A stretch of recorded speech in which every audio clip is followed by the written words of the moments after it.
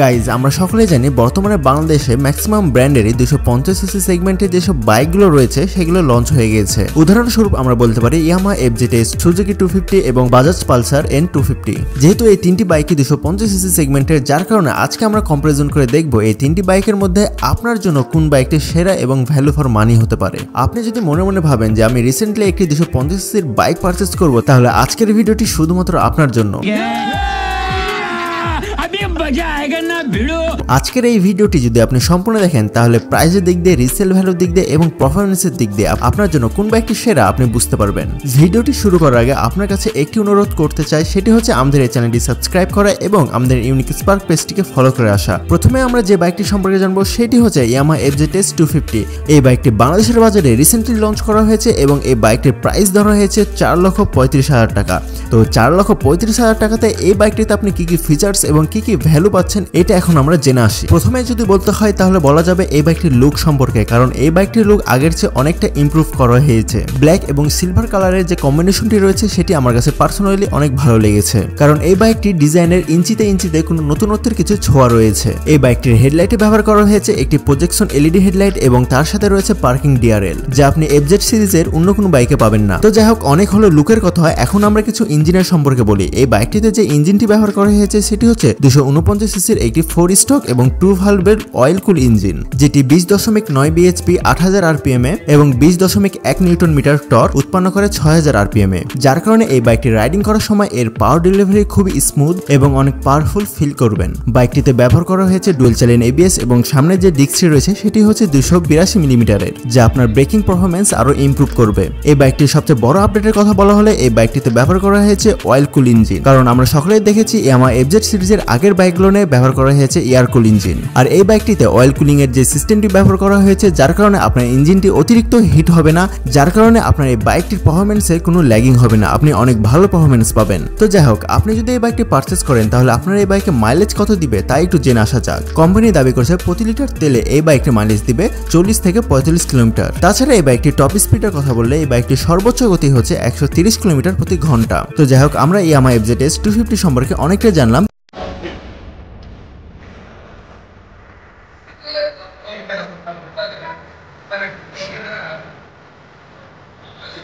চলুন এখন আমরা জেনে আসি সুজুকি 250 সম্পর্কে। সুজুকি জিক্সার 250 যে বাইকটি রয়েছে সেটি বাংলাদেশের বাজারে বেশ কিছুদিন আগে লঞ্চ হয়েছে এবং এটি মূলত দুটি ভেরিয়েন্টে পাওয়া যাচ্ছে, একটি হচ্ছে নেকেড এবং আরেকটি হচ্ছে কিড। নেকেড বাইকটির প্রাইস হচ্ছে একরকম এবং কিড বাইকটির প্রাইস হচ্ছে একটু হাই। যেহেতু আমরা কিড বাইক সম্পর্কে আলোচনা করছি না, তাই আমরা কিড বাইকটিকে স্কিপ করে যাব। সুজুকি জিক্সার 250 যে নেকেড বাইকটি রয়েছে সেটির বাংলাদেশের মূল্য হচ্ছে 3,99,950 টাকা, যেটি ইয়ামাহা 250 চেয়ে অনেকটাই কম। তো যাই হোক, এই বাইকটির লুক সম্পর্কে যদি আমরা বলি, এই বাইকটির লুকে কোনো ইমপ্রুভমেন্ট নাই, কারণ এই বাইকটি হুবহু দেখতে সুজুকি জিক্সারের পুরাতন বাইকগুলোর মতো, শুধু এই জায়গাতে ইঞ্জিনের পরিবর্তন রয়েছে। লুকের কোনো পরিবর্তন নেই এই কথাটি বললে অনেকটাই ভুল হবে, কারণ যে পুরনো বাইকটি রয়েছে সেটি আমাদের বাংলাদেশের ইয়াং জেনারেশনের কাছে অনেকটাই প্রিয়, বলতে পারেন একটি ড্রিম বাইক। আর এই ড্রিম বাইকের সাথে যদি আপনি এক্সট্রা আরো বেশি পাওয়ার নিতে চান তাহলে এই 250 বাইকটি আপনি নিতে পারেন। স্কুল, কলেজ, ভার্সিটি মোটামুটি ইয়াং জেনারেশনের কাছে এবং যারা স্টুডেন্ট রয়েছে তাদের কাছে এই বাইকটির জনপ্রিয় অনেকটাই বেশি। তো যাই হোক, এই বাইকটির ইঞ্জিন এবং এই বাইকটির পাওয়ার সম্পর্কে কিছুটা জেনে আসা যাক।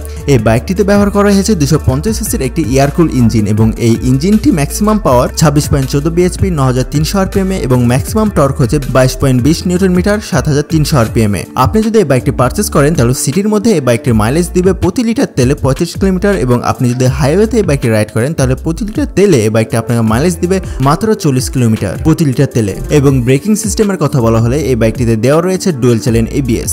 গাইজ, আপনি যদি ইয়াং হয়ে থাকেন এবং একটি পারফেক্ট লুকের একটি বাইক পারচেজ করতে চান তাহলে এই বাইকটি হচ্ছে আপনার জন্য। আর এক কথায় বলা যেতে পারে এই বাইকটিতে মোটামুটি কোনো আপডেটই নেই, শুধু ইঞ্জিনের পরিবর্তন হয়েছে। 150 সিসি থেকে 250 সিসি ইঞ্জিন এখানে ইউজ করা হয়েছে। আর এই বাইকটার প্রাইস অনুযায়ী আপনি এই বাইকটি পারচেজ করবেন কিনা এটা আমি শেষে আপনাকে বলছি।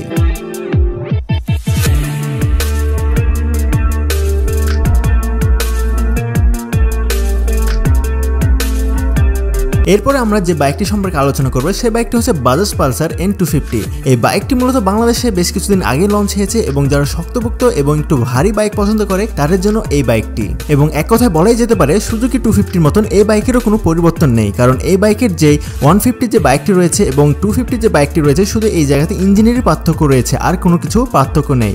বাংলাদেশের বাজারে এই বাইকটির মোটামুটি প্রাইস ধরা হয়েছে 3,39,999 টাকা। আপনি যদি বাইকটি বিভিন্ন অফারে পারচেস করতে পারেন তাহলে আরো ডিসকাউন্ট হতে পারে আপনার জন্য। এই বাইকটির রেগুলার রিভিউ সম্পর্কে আমার কিছু বলার নেই, কারণ এই বাইকটি যে 150 বাইকটি রয়েছে সেটারই সিমিলার ভার্সন, বাট এইটাতে ইঞ্জিনের পরিবর্তন হয়েছে।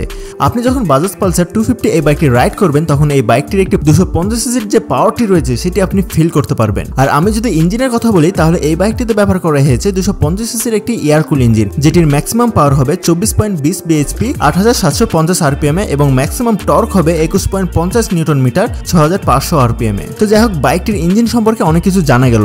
এবার আমরা জেনে আসি বাইকটির মাইলেজ কেমন দেয়। আপনি যদি শহরের মধ্যে এই বাইকটি রাইড করে থাকেন তাহলে প্রতি লিটার তেলে আপনি 35 কিলোমিটার মাইলেজ পাবেন এবং আপনি যদি হাইওয়েতে বাইকটি রাইড করেন তাহলে 40 কিলোমিটার মাইলেজ পাবেন। বাইকটিতে ব্যবহার করা হয়েছে dual channel ABS braking system, যার কারণে আপনার ব্রেকিং এক্সপিরিয়েন্স আরো আগের চেয়ে ইমপ্রুভ হবে। আপনি যদি লং ট্যুরে যেয়ে থাকেন এবং মাওয়ার মতন রোডে আপনি বাইক রাইড করেন সেই সময় আপনি ব্রেকিং করে অনেক কনফিডেন্স পাবেন। তো যাই হোক গাইজ, ওভারঅল খুঁটিনাটি সবকিছু জানা গেল এই বাইকটির সম্পর্কে। তো এখন আমরা ডিসাইড করব যে এই তিনটি বাইকের মধ্যে কোন বাইকটি বাংলাদেশের সবচেয়ে ভালো এবং আপনার জন্য ভ্যালু ফর মানি হয় কোন বাইকটি। আপনি যদি মনে প্রাণে এবং হৃদয় দিয়ে ইয়ামাহা ব্র্যান্ডটিকে পছন্দ করে থাকেন বা FJ সিরিজটিকে পছন্দ করে থাকেন তাহলে আপনি এই ইয়ামাহা 250 বাইকটি নিতে পারেন। বাট যদি আপনি আমার পার্সোনাল মতামত চান তাহলে আমি নিতে মানা করব, কারণ যে বাইকটি ইন্ডিয়াতে ডিসকন্টিনিউ করে দেওয়া হয়েছে সেল না হওয়ার কারণে সে বাইকটির প্রাইস বাংলাদেশে কিভাবে 4,35,000 টাকা হতে পারে আপনারা কমেন্ট বক্সে জানিয়ে দিন। শুধুমাত্র বাইকের কমফোর্টেবল, বাইকের যে ব্র্যান্ড ভ্যালু এবং রিসেল ভ্যালু দেখে বাইক পারচেস করা যাবে না, দেখতে হবে কোনটা ভ্যালু ফর মানি হচ্ছে আপনার জন্য। ইয়ামাহা কোম্পানি শুধু এই বাইকটিতে একটি নতুন কিছু আমাদেরকে ইন্ট্রোডিউস করে দিয়েছে, সেটি হচ্ছে অয়েল কুল ইঞ্জিন। কিন্তু আপনি অয়েল কুলের জন্য আপনি 4.5 লক্ষ টাকা খরচ করবেন 250 সিসি বাইকের জন্য, এটি হতে পারে না, কারণ এই 250 সিসি যে সব বাইকগুলো রয়েছে সেগুলো আরো কম দামে বাংলাদেশে পাওয়া যাচ্ছে। উদাহরণস্বরূপ আপনি দেখতে পারেন সুজুকির যে 250 বাইকটি রয়েছে এবং বাজাজ পালসারের যে N250 বাইকটি রয়েছে সেটি। ওভারঅল আপনাকে বলবো, আপনি যদি মিডল ক্লাস হয়ে থাকেন এবং আপনি যদি স্টুডেন্ট হয়ে থাকেন তাহলে ইয়ামাহার এই বাইকটি পারচেস করার কোনো প্রয়োজন নেই, কারণ এই বাইকটি পারচেস করলে আপনার টাকাগুলো সম্পূর্ণ পানিতে দেওয়া আসা হবে। তাই আপনাদেরকে বলতে চাই, আপনারা যদি রাইডিং করার সময় একটু পাওয়ার ফিল করতে চান এবং আপনারা যদি চান যে আমার কাছে একটি 250 সিসির বাইক থাকুক তাহলে আপনি সুজুকি 250 এবং বাজাজ N250 বাইকটি পারচেস করতে পারেন। তো যাই হোক গাইজ, পার্সোনালি কোন বাইকটিকে আপনি পছন্দ করেন তা কিন্তু কমেন্ট বক্সে জানিয়ে যেতে ভুলবেন না। আর আপনি যদি আমাদের এই চ্যানেলে নতুন হয়ে থাকেন তাহলে অবশ্যই আমাদের এই চ্যানেলটি সাবস্ক্রাইব করে পাশে থাকা বেল আইকনটি ক্লিক করে দিতে পারেন। তো আজকের ভিডিও এই পর্যন্তই। সবাই ভালো থাকবেন, সুস্থ থাকবেন এবং সেফ রাইড করবেন।